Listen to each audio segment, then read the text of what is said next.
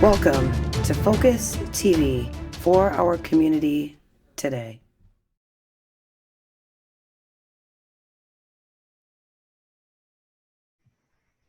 Hi, everybody. My name is Gwendolyn Bork. I'm the president of Focus for our community unity and support. We are the Depew and Lancaster Addiction Prevention Coalition, and this is Focus TV. This is where we have an opportunity to showcase like the people in our community, our 12 sectors we call them, that range anywhere from businesses, schools, parents, teachers, law enforcement, and provide resources and education to our families throughout this health crisis and moving forward. So today I have the very special guest of the Director of Community Programs. Her name is Sally Yageric. She works with the Erie County Council for Prevention of Alcohol and Substance Abuse. Sally, thank you for coming. Well, thank you for having me. So Sally, you are going to provide us some education today on what your organization does on addiction prevention and the programs that you offer. And I will say, you know, you're heavily involved in the schools. You provide the addiction prevention education within, the Depew Lancaster School. So thank you for just your service and, helping our kids being equipped with the tools that they need to, just stay focused in this life. And, let's get right into it. Okay, well, let me first introduce the agency. We are the oldest council in New York State. We've been around for 72 years, which says a lot for a council. I want to give you some of the programs that we do. I mean, you were mentioning what we do in the schools. We do in the schools, we do in the communities. We're sort of like a multi-purpose. There we go. Let's get this in the right thing here. Sorry. Yeah, no worries. I mean, you're heavily involved and you guys offer a lot of different programs. So I'm so glad that you're talking about these things. We do. And I want to start with the programs that we offer. The first one is Challenging College Alcohol Abuse. We find that there's a lot of drinking going on the campuses. And Buffalo has the highest rate of teen pregnancy, college pregnancies. So what we try to do with these programs is offer educational exposure to people so that they understand the consequences. And it's been really successful in most of the young ladies that we've worked with. We also will do educational programs on fetal alcohol and how everybody has a choice. It's a shame because people don't always understand if they're out drinking and they're not using any protection, the consequences that can happen. The number one cause of mental retardation is actually alcohol because of the fetal alcohol syndrome. It's preventable, 100%. So we try to teach people that and to get them to try and think about, the choices that they're making and what the ripple effect is for them. Then we have two programs called Focus on Consequences. One is for adults, and that's 21 and older. It's a 6-hour educational program for people that have been referred to us because of the dangerous behavior patterns that they're going through right at that time. And it doesn't have to be drinking. It can be any type of an addiction. We actually have people that have gambling addictions and gaming addictions. They're dangerous patterns because of the negative consequences. For instance, if you're a gambler, you could be losing all your money that should be going to the family for food, for rent, and then that turns into domestic violence. So this Focus on Consequences touches both substance use and the behavioral substances that we see. The one for adolescents, we get a lot of referrals from schools. We get referrals from the probation, different places like that, wherever young people have been in trouble. And it's a 2-session computer-based program where young people will find out where they stand as far as other people using. Oftentimes kids think everybody uses. and they don't. So we try to teach them that and help them to work through a solution that they don't end up in trouble again. It's a lot of motivational interviewing stuff. Then we have a whole array of parent and adult programs. We service people up till seniors. We go into assisted living places and do programs for the seniors because they don't quite understand that they can't, because their bodies change as you get older. You can't keep drinking your cocktails that you have for dinner or after dinner, all that stuff. That has to change. So we go in and talk to them. We do the mandated parent programs in the schools. And they're programs that when we first started them, probably 12, 14 years ago, people would come angry because they were mandated to come to school. They're not angry anymore. Some of the schools are being called by the parents saying, when are we having the program? When are they going to come out again? They think that they know everything because they've been there and they may have done it. Well, it's different today. The things that our kids are using, the way that they're using them, very different today. So what we do is we'll go in and take the paraphernalia and show it to parents so that they can actually hands-on see what kids are using. And it's amazing how many of them will sit there with their jaws just dropped because they can't believe that this is really, it's out there and kids are getting it. And it's legal. Most of it, the paraphernalia is legal if there's no resin or anything in it. So they can buy it just about anywhere. That's been a really successful program. We have evaluated it for years. So any school that's not getting it should start getting it. The parents truly appreciate it. Many of the schools now are saying, let's go to the middle school and do it, mandate middle school. Because, I mean, realistically, that's when kids are starting to use. High school is often too late. So the parents have to catch up on that one. Yeah, We so also do public advocacy.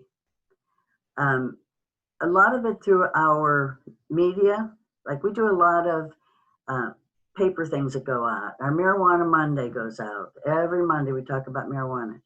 We have a newsletter that's called Aware. We also have a Did You Know that goes out once or twice every month on different things that are going on. We have our social media pages as well, our Facebook page, and post a lot on that too. Then we have our school programs, social skills. That covers everything from teaching kids how to make good decisions, how to stay out of bullying situations, how to deal with anger management. There's a lot of the programs that we do just try to teach healthy decision making for kids so that they don't get in trouble. We have Strengthening Families, that is a program where people that go to it are either using or they're recovering. And they're families that do not have good parenting skills, don't know how to set boundaries, don't know how to talk to each other. So that they get together once a week for 3 hours. They eat together. They learn how to have a conversation at the table, which many of them never had. And that also has been a real successful program. Then we have our student assistants and teen intervene, which they'll go into the school and work one-on-one with students who are in need of some counseling. If the school calls and says, I think there's something going on, the child is not talking anymore, they're silent, they're not getting, their hygiene's not good. So we will get permission from the parents and go in and speak one-on-one with the student at that point. Like I said, we do a whole lot of different programs. The ones that we really want to get parents involved in is teaching them how to talk to their kids. Talk to them at different ages. You can't say to a kindergartner, don't use drugs. You can't do that because they get scared. If they see someone in the family taking a prescription, they get scared because somebody told them, you'll die if you take drugs. You have to teach them at that age the difference between good drugs and bad drugs. There's a big difference in how you talk to kids. And you have to, when you're speaking to them, ask for feedback. Because a lot of times what you say is not what they're hearing. If you would say to a teenager, for instance, don't be late. Well, don't be late to me would be home by 10, but to them it might be midnight. So you need to be specific with something like that and understand teen speak. Speak to them in a way that they're going to understand you.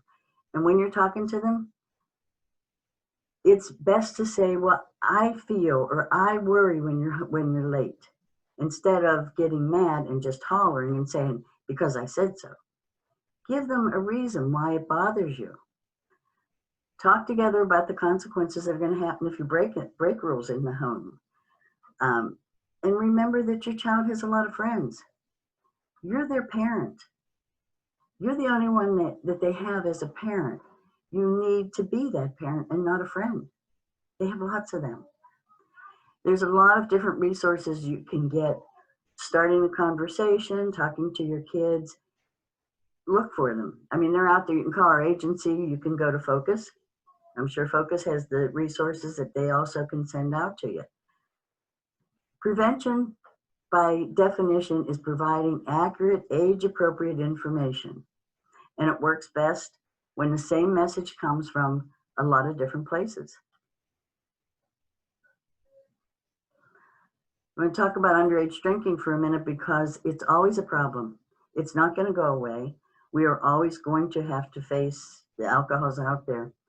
The best thing you can do is limit access. Make sure you know what's in your home. Take care of it. Network with other parents. Kids have peer groups. Why shouldn't you have a peer group? It's easier when you say, yes, you have a curfew. And then the kids can't say to you, oh, I'm the only one that has that. You're not. If you talk to other parents, you find that out. Yeah, kids love to use that as leverage. Absolutely, they do. Remember to reinforce your rules, explain why you have them, and reinforce them. Check in often. Before your child goes out, contact the host where they're going. And it's easy to say, hey, thanks for having the kids over. Can I send some pizza or something?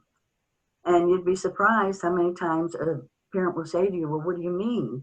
I'm not going to be home tonight. That's normal. Kids are supposed to spread their wings and see what they can get away with. And as a parent, you need to know when to pull back. When they come home at night, if you're not up, have them wake you up. Just talk to them for a minute. Observe their behavior. You can tell if they've been drinking, if they've been doing something else. If they know that you're going to do that, they're going to be less likely to start using when they're out. There's a program that we call Safe Homes that years ago used to be out there. And we're going to start it all over again because we found that there's a program I'm going to get to in a minute called the Parent Movement 2. Well, years ago, when we started Safe Homes, parents just signed a pledge that they're not going to serve kids. They're not going to allow kids to be served in their home. They're going to talk to other parents. It's all common sense things. They're going to communicate, and they're asking for communication from other parents. If you see my child out doing something they shouldn't, please call me. That used to be the way it was. This is why we want to resurrect the program. If you look at this chart, back in the late 70s was when the first parent movement started. Drug use was at its peak. And these two women got together and they just said, we got to do something. It was parents standing up and saying we have to do something. Look, once they started that movement, they got parents talking to each other. The Safe Home program was moving. Look how the decline in drug use was. Now it's going up again. Well, one of the women that started the original one is once again coming out with Parent Movement 2. And we're going to be really pushing that this year because it makes a difference when parents are involved. You could see on that chart what a big difference it made. One of the things that will happen through this program is you'll be getting things through the email constantly, like Marijuana Monday. That'll come because you sign a pledge. That will come to you. You'll get our Aware newsletter. You'll get our Did You Knows. You can say, please quit sending if you want. But this way, you're going to stay up to date on everything that's going on. You'll be familiar with your child's social life. I'm just going to ask that you check out the resources, the programs. You can go to our website. They're on there. Look at our Facebook page and Twitter. We have a lot of fun activities posted, the things you can do for the summer. We have a camp posted on there.